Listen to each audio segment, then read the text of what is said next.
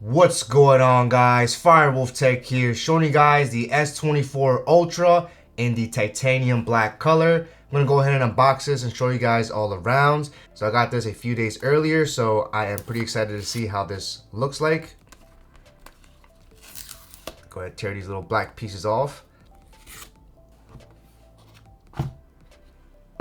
Alright, and there we have it, guys, the titanium black S24 Ultra. Let me know what you guys think of this color here. Definitely has a kind of like a light, kind of like a very darkish gray tone to it. But overall, I think the design looks absolutely beautiful. Let's go ahead and remove the top plastic.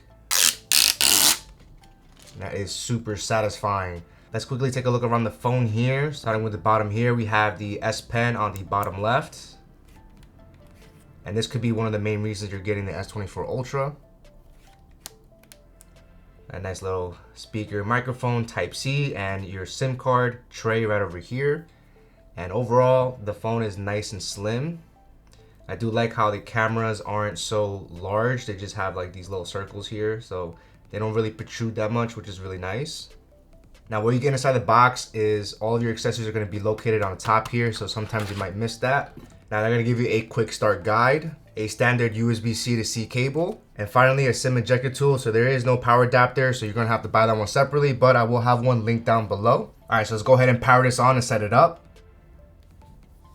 All right, so we're greeted to a nice little welcome screen here. So we're gonna go ahead and hit start. We have a couple of terms and conditions that we would have to accept, except for this one over here is optional. Here's where you would easily transfer your information from your older device, like a Galaxy or an Android, or even an iPhone or iPad. That make it very easy. We're gonna go ahead and do manually. And here you would choose your Wi-Fi network, so I'm gonna go ahead and connect to that real quick. All right, and after you connect to your Wi-Fi network, if you don't have a SIM card already placed inside, here you would choose your mobile network. And you can transfer your SIM from another device, or you can do an electronic SIM, but I'm gonna go ahead and set this up later. Here's another way to transfer your information from your Google accounts. I'm gonna hit don't copy. And here's where you would sign into your Google account. So I'm gonna go ahead and do that real quick. All right, now after you sign into your Google accounts, you do have some options that you can choose to customize what you want your Google services to do on your phone. So make sure you guys reach each option, and then you can just basically continue from there. Now after that, you have options to lock your device. You have face recognition, you have fingerprints, you have a PIN, a longer password, or you can set up a pattern. Then after that, you have confirmation of if you want to use Hey Google, but it's something that I personally will not be using. And here's where you would sign into your Samsung account or create one. And this is if you want to further back up your information on the Samsung cloud or use other Samsung services that requires a Samsung account, but we're gonna go ahead and set this up later. And we have some more legal information stuff, some service permissions here. And then finally, you have the option to choose which display mode you want. You have between light and dark. So depending on which one you want, I think I'm gonna go with the lights. And that's pretty much it. We're all set up. And there we have the S24 Ultra fully set up. Now I want to quickly check to see how much storage is available since I have the 512 gigabyte model.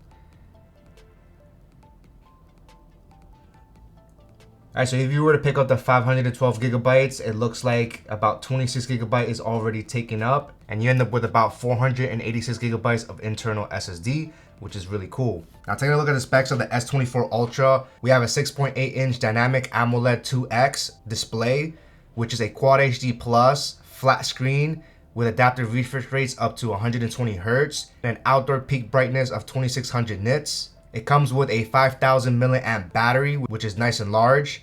As for storage options, we have three different options. We have a 256 gigabyte configuration, 512 gigabytes, and finally a 1 terabyte option. And built into the phone, we have the Qualcomm Snapdragon 8 Gen 3, specifically made for the Galaxy, with 12 gigabytes of RAM.